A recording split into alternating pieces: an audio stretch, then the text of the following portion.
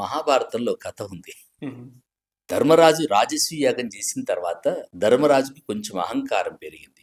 నేను చాలా దాన ధర్మాలు చేశానని చెప్పేసి.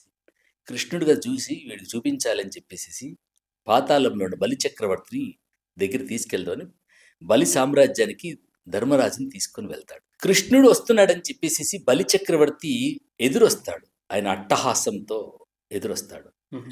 బలి వచ్చేటువంటి వైభవాన్ని చూసి ధర్మరాజు భయం వేస్తుంది.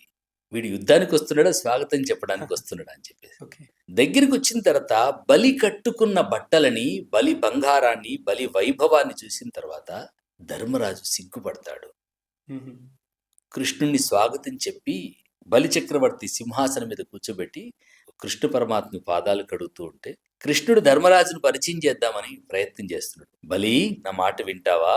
ఇతను హస్తినాపురపు సామ్రాట్ అంటే దేనికి అంటాడు. అదేదో తెలియనట్టుగా హస్తినాపురానికి సామ్రాట్ అయ్యా అంటే అవునా, ఏంటి ఆయన పేరు అంటాడు. యుధిష్ఠిరుడు ఈ మధ్యలో రాజసూయ యాగం చేశాడు. ఏం చేశాడు రాజసూయ యాగంలో అంటే అప్పుడు యుధిష్ఠిరుడి వైపు కృష్ణుడు చూపించి ఏం చేసావో చెప్పు అంటాడు. హుహు. ఇంకా మన లీడర్లు చెప్పినట్టుగా యుధిష్ఠిరుడు ధర్మరాజు తన చిట్టా స్టార్ట్ చేశాడు. ఓకే. ఇన్ని లక్షల ఎకరాల భూమి ఇచ్చాను, ఇన్ని లక్షల మందికి ఈ బంధువు ఇచ్చాను, ఈ పథకాలు ఇచ్చాను, ఆ పథకాలు ఇచ్చానని చెప్పేసి యుధిష్ఠిరుడు తను చేసినటువంటి దాన ధర్మాల గురించి చెబుతూ ఉంటే బలి, అయ్యా నీకు సిగ్గు లేదా? నీది ఒక రాజ్యమా అని అన్నాడు. హ్మ్.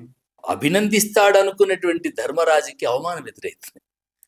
నీది ఒక రాజ్యమా, నువ్వు ఒక సామ్రాట్వా, అలా అంటున్నవేంటి అని కృష్ణుడు బలి వైపు చూసినప్పుడు అప్పుడు బలి చక్రవర్తి అంటాడు, కృష్ణ పరమాత్మ, నా రాజ్యములో పిరికెడు గింజలు వేస్తామన్నా పక్షులు కూడా రావు. ఇంతమంది బిచ్చగాళ్ళను పెట్టుకున్న రాజ్యమునిది రాజ్యమా అని అంటాడు. కరెక్ట్. హ్మ్. ఇంతమంది చెయ్యి చాచి అడిగేటువంటి రాజ్యమా? 78 సంవత్సరాలుగా సంక్షేమ పథకాలతో ఊదరు కొడుతున్నారు తప్ప సగటు పేద బిడ్డకి సమున్నతమైనటువంటి విద్యా అవకాశాలు ఇవ్వగలిగితే ఈ ప్రపంచానికి ఆ పేద బిడ్డలు అన్నం పెట్టగలుగుతారు. నిజం.